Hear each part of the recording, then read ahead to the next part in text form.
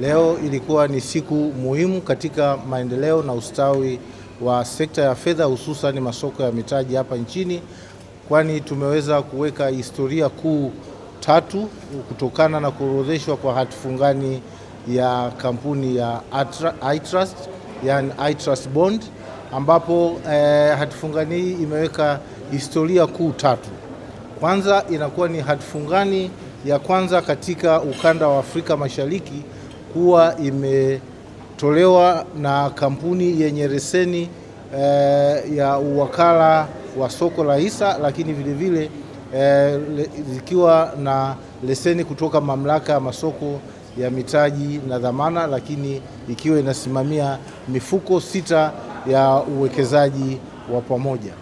Pili, inakuwa ni hati fungani ya kwanza ambayo imepata mafanikio katika toleo la kwanza. Ilikuwa ni hati fungani ya thamani ya bilioni 100 ambayo ilikuwa itolewe katika miaka minne katika awamu 4, lakini imeweza kutolewa katika awamu ya kwanza.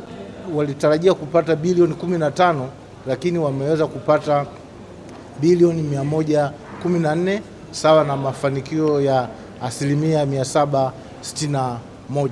Kwa hiyo inakuwa ni hati fungani ambayo imevunja rekodi ya kuwa hati fungani yenye mafanikio makubwa zaidi kwenye masoko ya mitaji.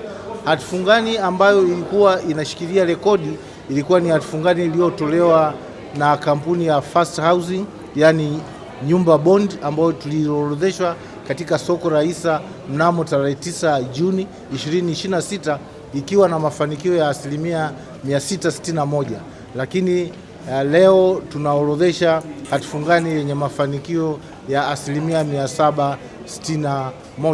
Kwa majina naitwa Samali Shirima, mimi ni afisa mwandamizi kwenye kitengo cha ushauri na utafiti kwenye kampuni ya iTrust Finance, na siku ya leo tumekuja hapa kwenye hoteli ya Hyatt kuorodhesha hati fungani au bond ambayo ilikuwa imetolewa na iTrust kwenye soko la hisa la Dar es Salaam.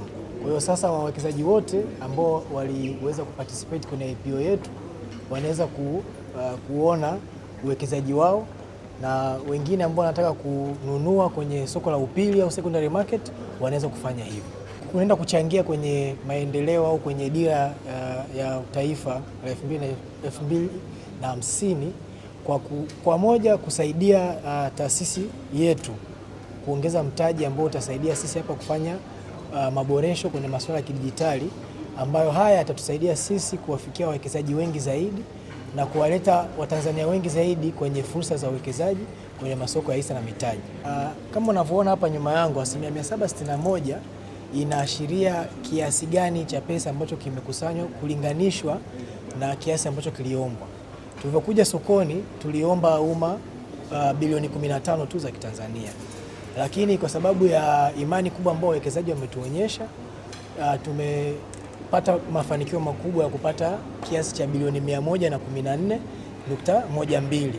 Kwa hiyo kutokana na kuomba bilioni 15 na kupata bilioni 114, ndio maana unaona subscription rate ya asilimia 761. Kwa hiyo tungependa sana kuwashukuru wawekezaji wetu kwa kutuonyesha imani kubwa ndani yetu kama taasisi ya kifedha, lakini pia kuonyesha imani kubwa kwenye masoko yetu ya mitaji. Watanzania wameonyesha nia kubwa, wameonyesha uelewa wa kuwekeza kwenye masoko yetu ya mitaji, na tunaelekea pazuri sana na tutaweza kufikia malengo yetu ya dira 2050.